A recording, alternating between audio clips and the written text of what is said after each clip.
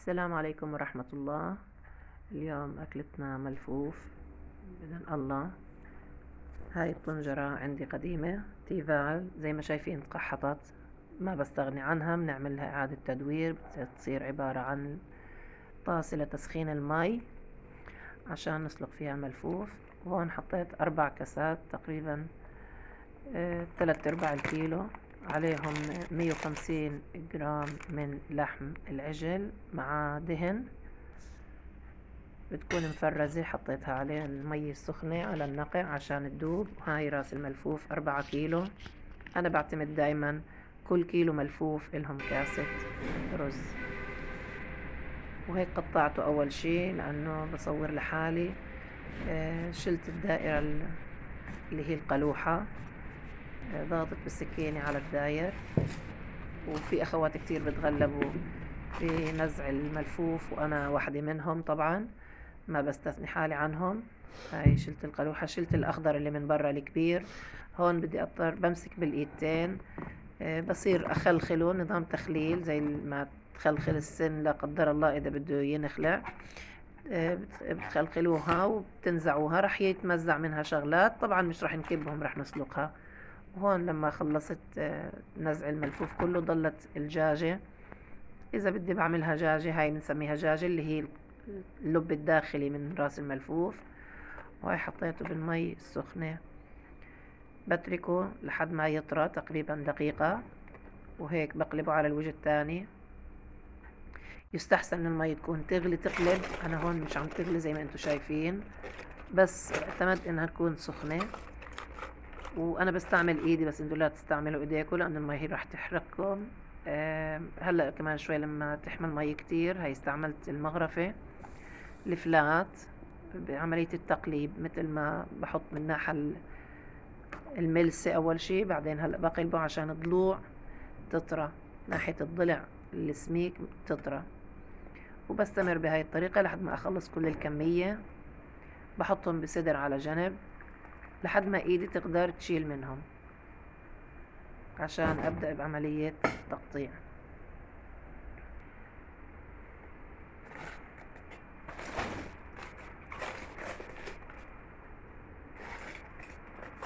وهاي كانت آخر مجموعة.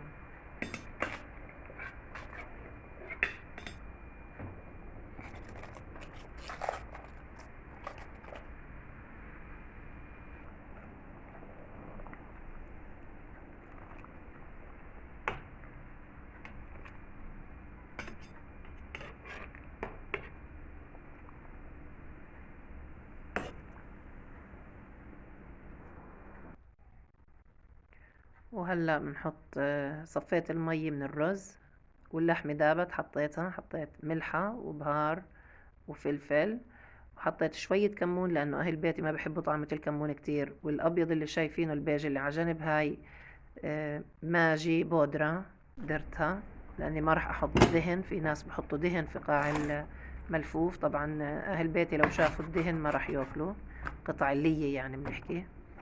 وهاي الورقة الكبيرة تم تقطيعها زي ما شفتوا 3 أجزاء في العرض. الراس من عند القلوحة هاي بشيلها عشان راح استخدمها. في ناس بحبوا أكلها زي هيك، أنا بحطها في قاع الطنجرة. وهاي الجزء الأوسط، هذا بالنسبة للورق الخارجي الكبير كبير.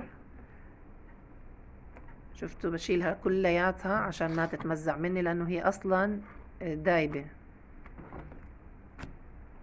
ممكن تخففوا درجة السوا، بس أنا بحب يكون طري كتير لما بلفه عشان يكون متعاون معي باللف.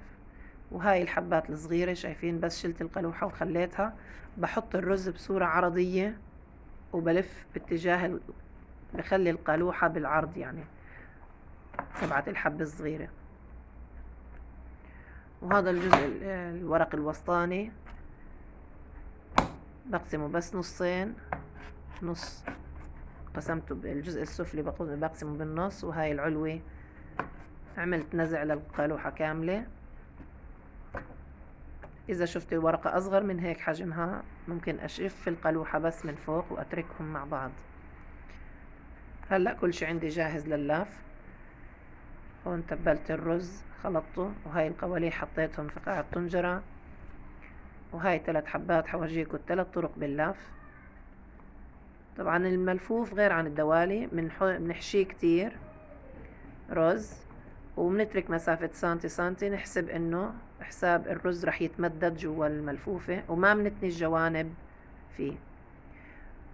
وانا بحب اعمل الجزء الاخضر، اللون الاخضر مع الفاتح مع الابيض، واخلطهم مع بعض عشان يتجانسوا في الطنجرة. في ناس بيحبوا يحطوا الاخضر تحت لانه بيستحمل المي، لا، لانه راح يكبوه وما راح ياكلوه اهل بيتي لو بدي اعمل هاي الطريقة. مثل هيك بصف، بعد شوي بصير اعبي الارضية، بكون قشرت راسين تومة. هاي عبيت اول طبقة، برش التومة زي ما انتو شايفين مقشرة، في ناس بحطوها بقشرها، في ناس بحطوا الراس زي ما هو، لكن انا بحسها مقشرة ومقسومة من النص بتعطي النكهة اقوى. وهاي هيك كنت خلصت الطبقة النهائية، كل ما اعمل طبقة كنت ارش ثومة. هاي الطبقة النهائية، هلا بحطهم على النار مثل ما انتم شايفين بالصورة. بحطهم على النار وبحط عليهم مي غمرتهم، بعد ما احط الزيت والملحة والفلفل، بهار، رشة كمون، ما بحط بهار عفوا، بحط رشة كمون وفلفل وملحة مع مكعب الماجي، مكعب اللي هو باكيت الماجي الفردتين الصغار الذهبيات. وبحط الثقالة عليها وغمرتها مي وبغطيها. أخذت مني ساعة على النار لحد ما غلت ووطيت الغاز. وهاي كانت النتيجة النهائية، بتمنى إنها تعجبكم، واللي عجبته الطريقة وجربها لا ينسى يكتب لي بالتعليقات. وهاي الطنجرة ما ضل فيها من تحت غير بقايا القواليح، ما لزق الحب.